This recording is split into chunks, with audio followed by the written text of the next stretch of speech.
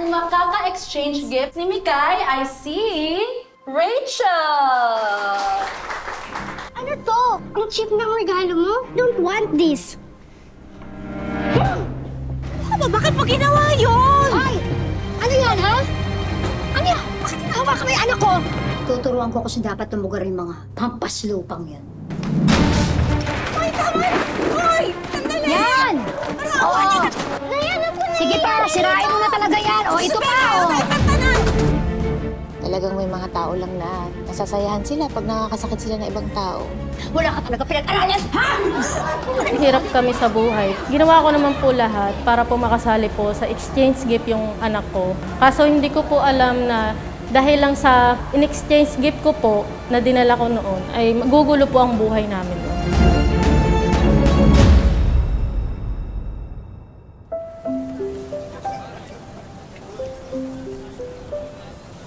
Bali, 1.8 lahat, Matet. Mahal na talaga ng gulay ngayon, no? Talaga, magastos maging malusog.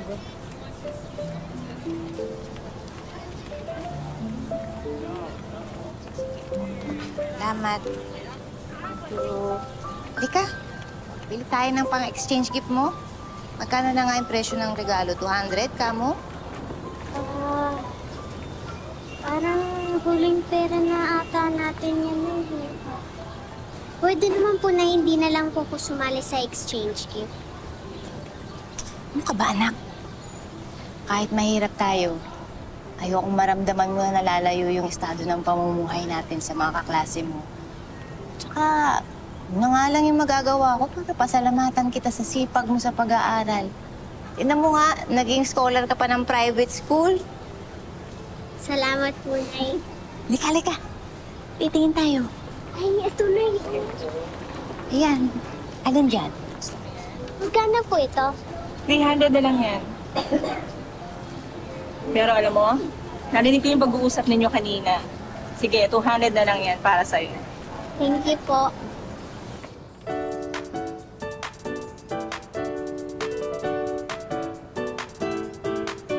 Alright!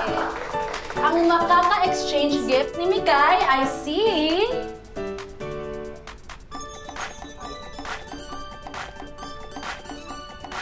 Rachel! Sa lahat na mabubunot ni Mikay, ako pa.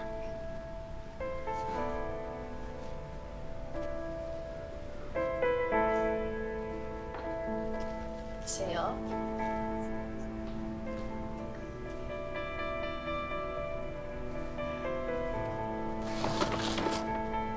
Wow! Yak! Ano to?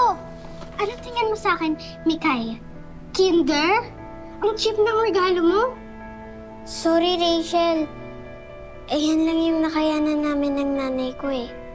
Pero lampas pa yung presyo niya nasa usapan nating 200. Mas lalo pa yung sa akin, 800. Tapos ito lang makukuha ko? Rachel, tama na. No, ma'am. It's unfair. Anong unfair? 200 ang usapan. Huwag ka nga mag-e-expect na mahalang regalo gaya ng binili mo. Huwag ka nga makailang dyan, ha? Palibhasa, pareho kayo ni Mikay, sampid. Class, quiet! Christmas party natin to. Ba't kayo nagbabangayan dyan? I don't want this.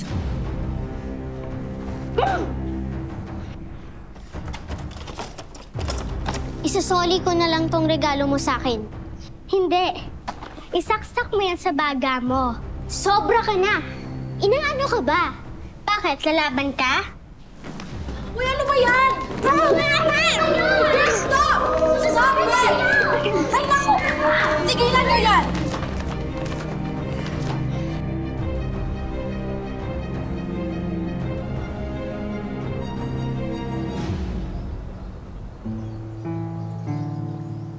Dapat nagsumbong tayo sa guidance sa pambubuli ni Rachel sa'yo. Hayaan mo na yung Jana. Hirap kalaban si Rachel. Kamag-anak niya may-ari nitong school natin.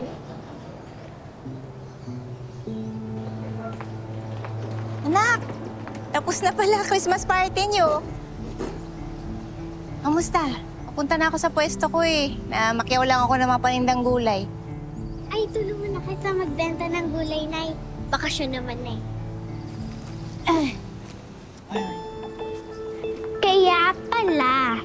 Kaya pala ang cheap ng gift mo sa akin. Kasi tindera ng gulay yung nanay mo. Ay, Iha, walang masama sa pagiging tindera ng gulay. Marangalang trabaho ko. Pero sana, pina-public school mo yung anak mo kasi hindi siya makapagsabay sa amin. Sa yaman siguro, oo. Pero sa talino at saka sa kabutihang asal, sigurado ako lamang na lamang ang anak ko sa'yo. Ano sabi mo? Masag ka nga ko. Hoy! Sandali! Sandali lang! Sandali! Ano ba yan? Magpanid ako! Ano ba yan? Ano ba? Bakit mo ginawa yun? Hoy! Ano yan, ha? Ano yan? Bakit hinahawakan mo yung anak ko? Para pinagtutulungan niyo? Pinagsasabihan ko lang yung anak mo kasi masyadong matapobre. Hindi po, Tita Berna. Ayoko po sa kanila kasi sinasaktan po nila si Rachel. Nakita mo na? Nakita mo na? Ha? Ikaw ha? Sino ka ba? Ha? Sino ka? At saka ano to? Ano mga katsipa na gulay to? Ha? Bakit nandito to sa harapan ng eskwelahan ng anak ko? Ha? Sino ka ba? Ito, nanay mo to? Ha? Nanay mo? Private school yan! Dapat hindi dyan nag-aaral tong anak mo! Eh kaya naman pala eh, matabil yung dila ng anak mo eh. Nahawa lang sa gaspang na ugali mo. Ah, ganon. Nasbit yan, ha? Ano mo? O ano, bakit, ha? Bitawa mo siguro. Ha? Sino ka ba? Hindi ka bagay dito. Dapat pala yan. Sige, hindi ka dapat pinapay. Hindi ba tayo tapos sa daan? Tanda mo, hindi pa tayo tapos. He, hindi pa tayo tapos. Sige, anak, sakay. Oh, mapulubi. Pwede ba tumugas? Anak, gaano katagal ka nang binubuli dito sa school mo? Matagal na po, Aling Madet. Lagi pong pinag-iinitan ni Rachel si Mikay.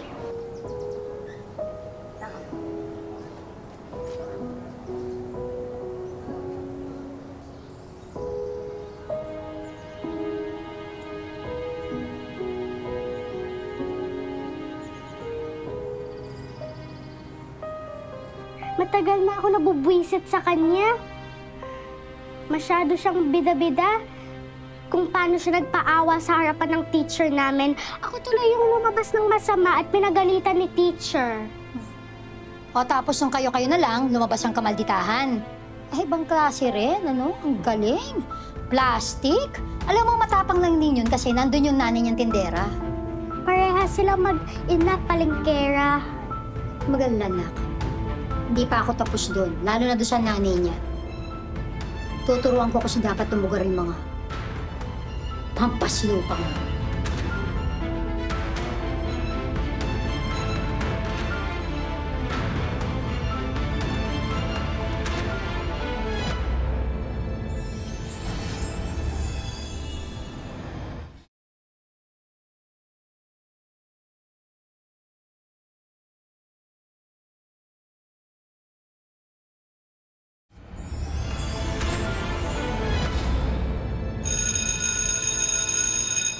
Ganda naman ang cellphone mo. I know. Christmas gift sa akin to ni Mami. Latest model yan ah.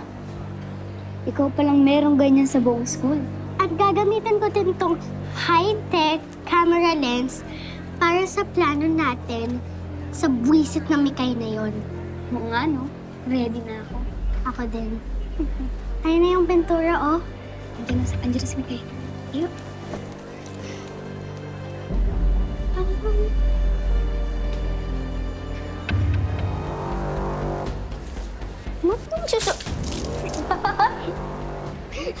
Rachel!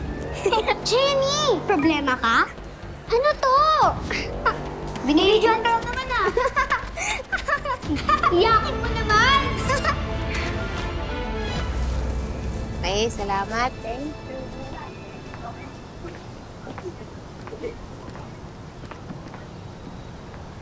Matet, ano? Yung napag-usapan natin. Ma'am, bakit naman bigla-bigla naman?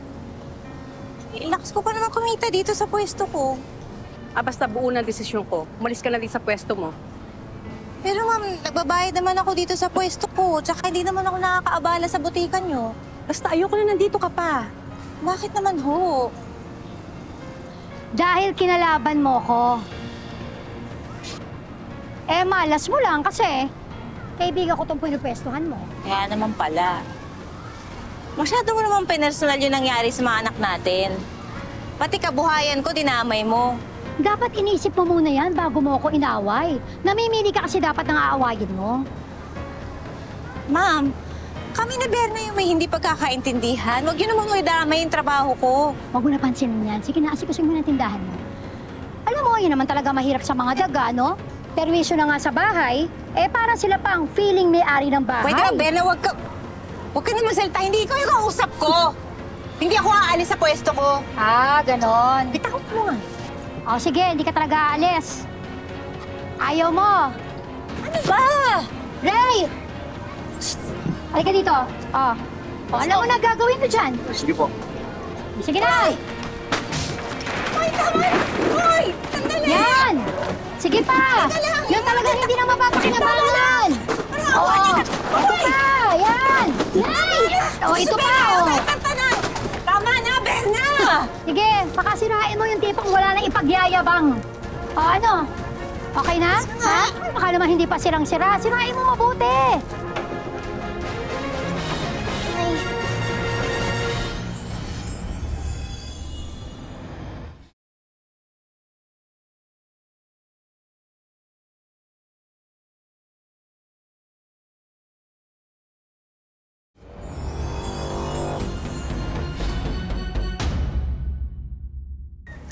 Saktulan na talaga yung kasamaan ng Berna at Rachel na yun, oh. Paano yan? Nag-iisa lang tong uniforme mo. Nilalaban lang natin araw-araw.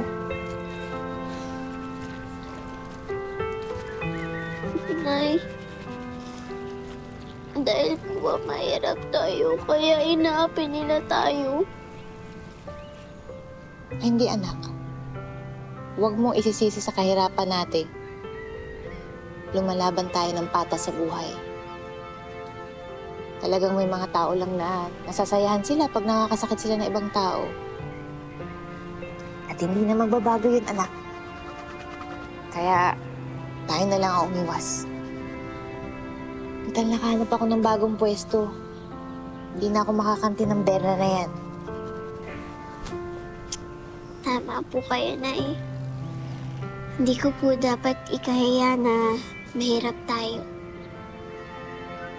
Mag-aaral po ko ng mabuti para balang araw, di na po tayo matayin ng mga mayayaman.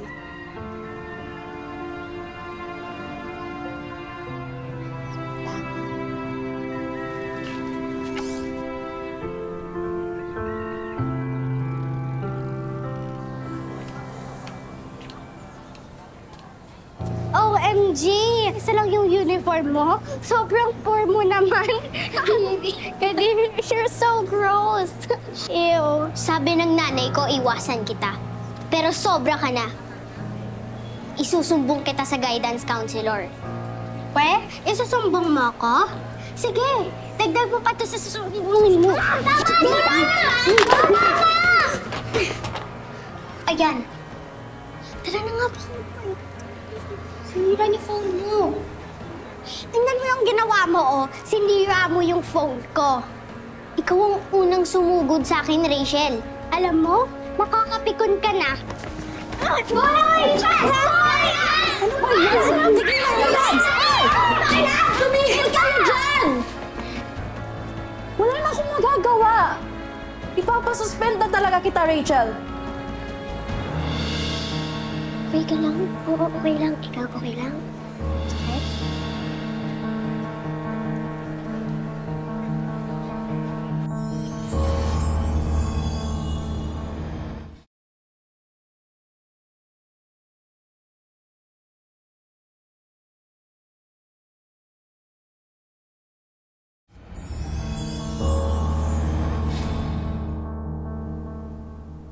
Anak? Oh, what are you doing here? Wala ka bang pasok? Nasuspended ako from school, Mami.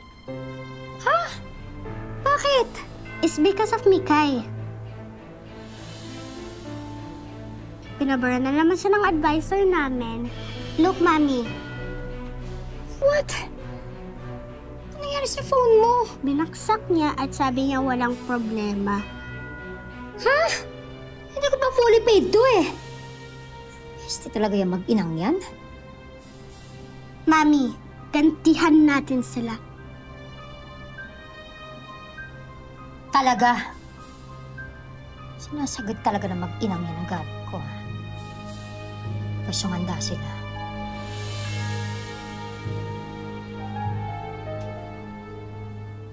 Love you. Love you too po.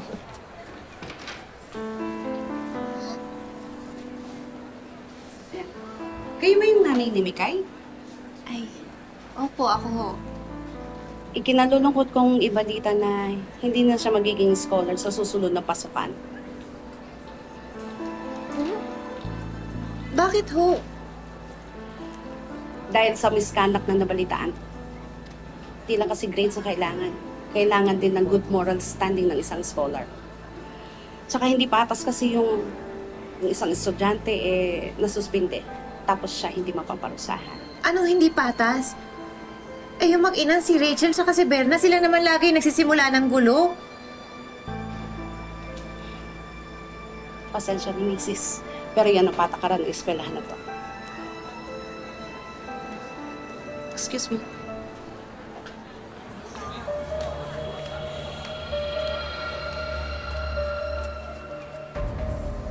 Paano po yun, Nay? Hindi na po ako makakapag-aral dito. Next school year?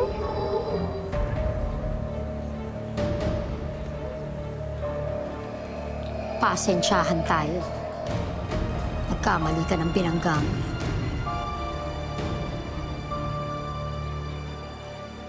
Sabi ni Nanay, i-enroll niya na daw ako sa public. Pero okay na siguro yun. Kasi at least, di ba? Wala naman ng Rachel na mga aaway sa akin. Ang hirap maging mahirap, Mikay. Kasi wala nakikinig sa panig natin. Tara na, baka maliit pa tayo. Hoy, Mikay, kita. Mami yun ni Rachel. Nako, Ber, na ginawa ko lang yun dahil magpinsan ng mga asawa natin. Ano ka ba naman, Vanji? Bakit naman sa pagsasalta mo parang naaawa ka pa sa mga doon?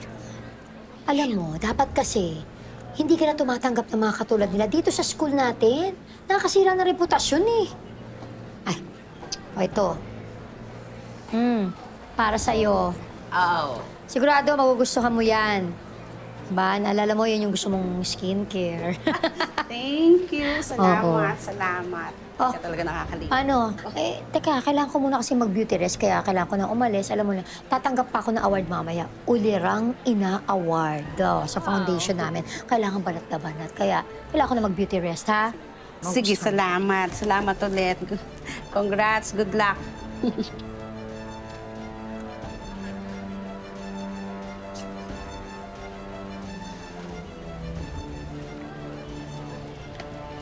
Oh, Nak! Nay! Oh, anak, akala ko nakauwi ka na. Ba't nandito ka? Hindi na, inintay po talaga kita. Narinig ko po kasi yung principal tsaka si Aling Berna nag-uusap. Nagsabuatan po pala sila para matanggal yung scholarship ko. Nasabi ko na nga ba eh. Saan pa natin makikita yung babaeng yan?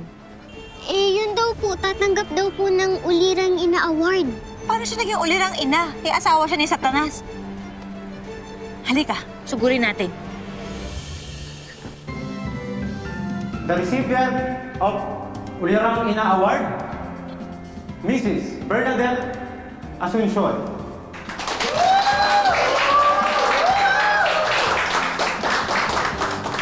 Maraming salamat. Marami pong salamat. Kalokohan! Itong award na to, isang malaking kasinungalingan. Ikaw, hindi ka karapat-dapat sa award na yan. Dahil hindi ka naging ehemplo sa anak mo. Di ka naging ehemplo ng kabutihan, kundi ng kasamaan. Akala mo ulirang ina ka? Hindi! Dahil ikaw, konsentidor ka sa pinanganak mo sa anak ko! Alam niyo ba ginawa niya? Tinanggalan niya ako ng kabuhayan! Nagtatrabaho ako ng marangal! Ipinasira niya yung mga tinda kong gulay, pati yung pwesto ko! Pati yung scholarship ng anak ko sa private school! Nagawa niya ng paraan na mawala! Napakasama ng ugali mo! Walang iya mo talaga, ha? Wala ka talaga pinag-aralan, ha? Wala dito, kaya mo ko! Ha? Kaya! Wala! Hindi!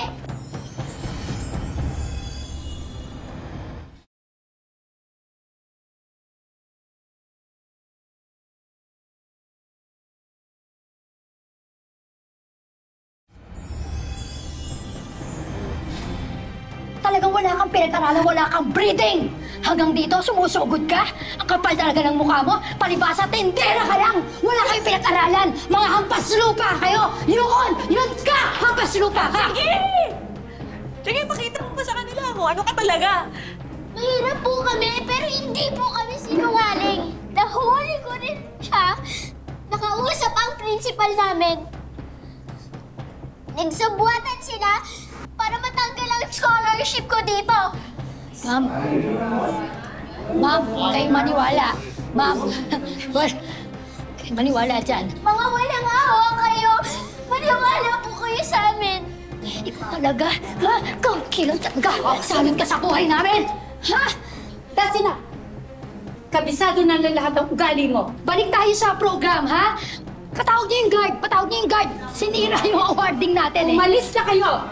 Anday, ma. Mas ka dyan. Akin na yun. Akin ang award. Marisa po ko niya, ma'am. Akin to, eh. Ma'am, hindi na po. Akin to, award. Ma'am, pwede to!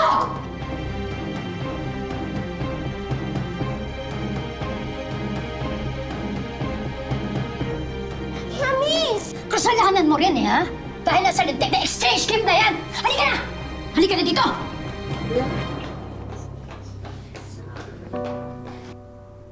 Ang panahon ng Pasko ay panahon ng pagbibigayan at pagmamahalan. Kaya hindi akalain ni Matet na ang simpleng palitan ng mga regalo ang magiging mitya ng gulo. Nawa po ako kay Mama kasi po dahil lang po sa exchange gift, kagulit po yung pamilya namin. Kahit hindi po siya humingi ng tawad, pinatawad ko na po siya. Para maging masaya at maliwanag naman ang Pasko na mag-ina, naghanda ang aming team ng maagang pamasko para sa kanila. At makakasama natin ang kapuso actress na si Shuvi Etrata na mamimigay ng regalo. Ay! Kayo po ay nasa wish ko lang! At ang una nating regalo, isang full scholarship para kay Mikay. We are offering you our scholarship here. We proudly present the certificate to our recipient for being awarded a full scholarship from grade 5 to grade 12. Congratulations! Sinamahan na rin natin yan ng school supplies. School supplies din po para masaya ang pag-aaral, di ba? May regalo rin tayong negosyo packages, kapalit ng nasirang gulayan ni Matet. May mga specialty product na pwedeng itinda. Yan, hamon, meron dyan. Lahat-lahat po yan, negosyo package para sa inyo. Sagot na rin natin ang inyong panghanda sa nalalapit na Pasko. May bonus pang dining set para talagang masaya ang inyong Noche Buena. Ibibigay ko po ito sa inyo na simbolo ng pagmamahal at pagbibigayan ngayong Pasko. Yan, Merry Christmas! Dinala rin namin ang mag-inang Matet at Mikay sa isang playhouse para makapag-bonding. Oh, mukhang napagod na sa sunod-sunod na mga activity ang mag-ina. Kaya naghanda kami ng isang salo-salo para sa kanila. And for our last pamasko, sabay nating buksan. And 1, 2, 3! Wish ko lang, Aguinaldo! Financial assistance po to galing sa Wish ko lang kay Miss Vicky. Maraming salamat po. Mga kapuso, lagi po natin tatandaan, hanggat hindi tayo napapagod, humiling at maniwala. Hindi tayo mapapagod, lumaban sa buhay. Ako po si Vicky Morales at ito po ang Wish Ko Lang.